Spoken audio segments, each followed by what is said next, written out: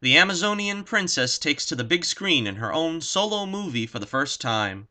Does she make the grade? You don't need to wonder much longer when Johnny Torch reviews Wonder Woman.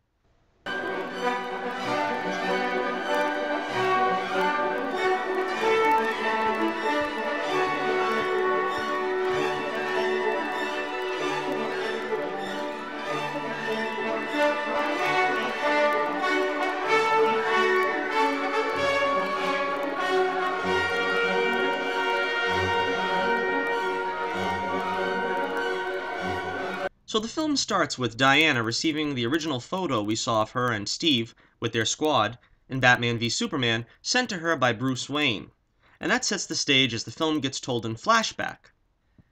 We see Diana's childhood on Paradise Island, and they got the most adorable little girl to play baby Wonder Woman. She was so cute. And we find out early on that her mother Queen Hippolyta, played by Connie Nielsen, is trying to shelter Diana by not letting her train as the other Amazons do. I thought Hippolyta was just phenomenal. I really wanted to see more of her. Usually the role of Queen Hippolyta is sort of a cold, standoffish monarch that really has little regard for anyone not an Amazon. But I thought she came across fairly compassionate here, and you can see where Diana got her compassionate nature from. Now, I've never really been a huge fan of the mythological background of Wonder Woman. The gods did this and the gods did that. And while they didn't do the Thor thing of saying, well, they're just advanced beings that live a really long time, I felt they made it work well enough.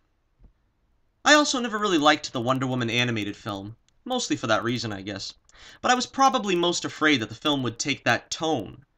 But I'm happy to say that the film is much better than the animated one.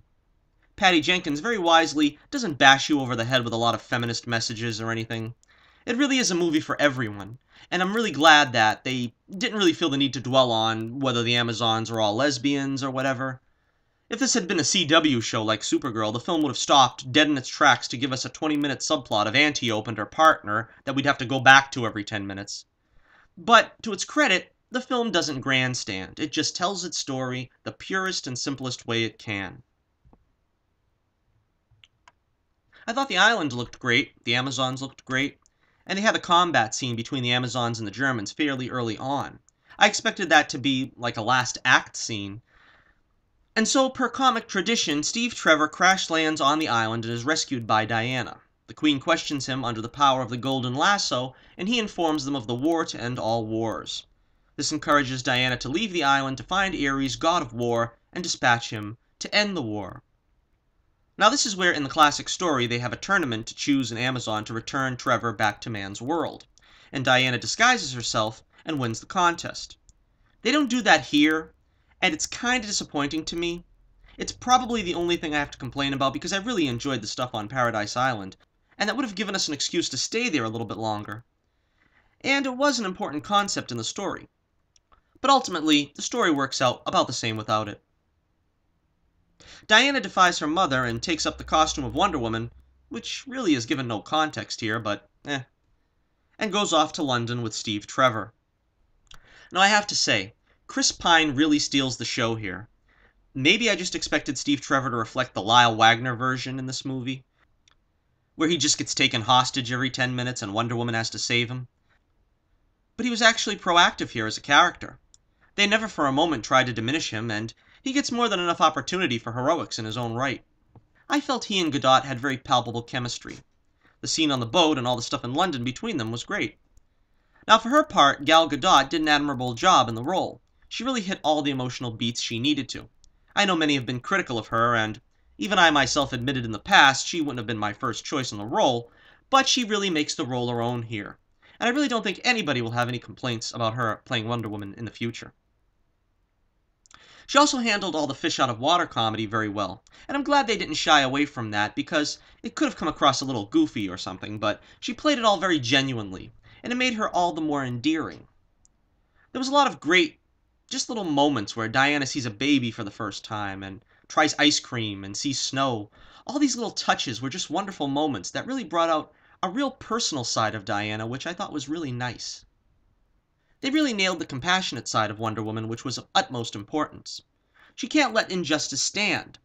something it seems Superman had to be dragged to kicking and screaming to in his own movies. It's just second nature to her, particularly after seeing the horrors of war. There was another nice little touch where they had one of the sidekicks, the Irish guy, Charlie, and he basically failed at the only thing he was there for, being a sniper. And he wants to bail, and Wonder Woman says, "If you leave, then who would sing for us?" I mean, that could have been hokey as all get out, but that's pure Wonder Woman. That's what makes her inspiring. She sees the best in all people and inspires them to be better. And that's sorely what we need in Superman as well. There was also some nice touches like the alley fight, which was an homage to the original Donner Superman. I like that they had her dress as Diana Prince with the glasses and the frumpy clothes, like in the first season of the Linda Carter show. It didn't last long, though. Of course, you don't ever want to make an attractive woman look unattractive for long. The more things change, the more they stay the same, I guess. So let me touch on some of the sidekicks here. I thought Etta Candy was a good addition. She provided a few laughs, and she didn't really overstay her welcome. And there was Sammy. He was Moroccan or something, I guess. He was pretty funny. I thought he was the best of Wonder Woman's posse. And there was the Indian chief, who apparently didn't have a name, or at least I don't remember it. But he was pretty good too. I don't know how he got so far from America, since the action was set in London and I guess France. Now the villains were pretty serviceable.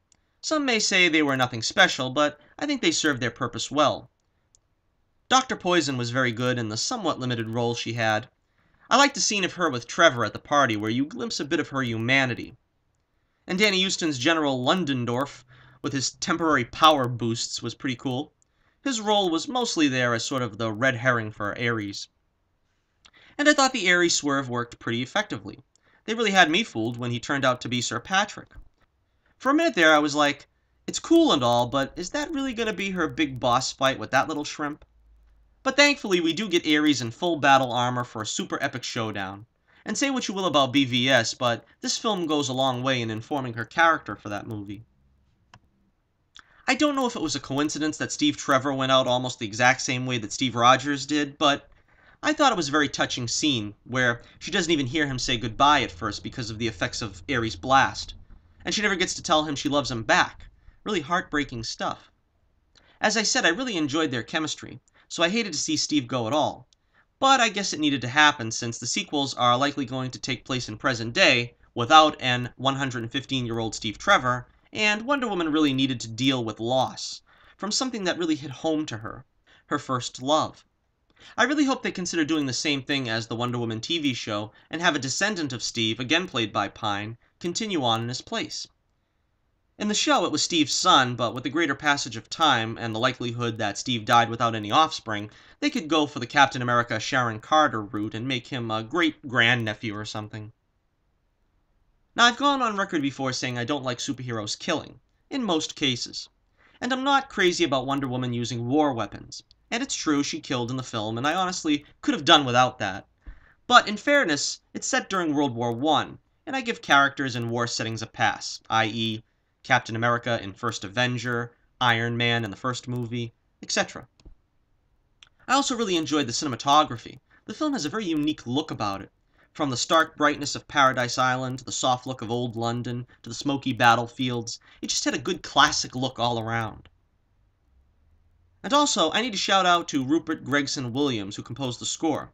I think it was a very well done score, but I confess I really wanted to hear that Wonder Woman theme more than the one time they played it. Seriously, Wonder Woman has one of the best theme songs in the past 10 years, and they really needed to play it more than once. Wonder Woman doesn't fly here, not really. She sorta does the classic Linda Carter leaps. And I was all for that because I never really liked Wonder Woman flying. It takes away from her invisible plane, which also isn't in the movie, but there'll be a time for that in the future. They also never call her Wonder Woman in the movie, which was kinda disappointing. I always love the scenes when the hero is christened by their superhero name. Sometimes it's a classic like, I'm Batman. Sometimes, not so classic like Man of Steel's Superman. That's what they're calling them. But we didn't get that here, and who knows, maybe that's something they're saving for the sequel.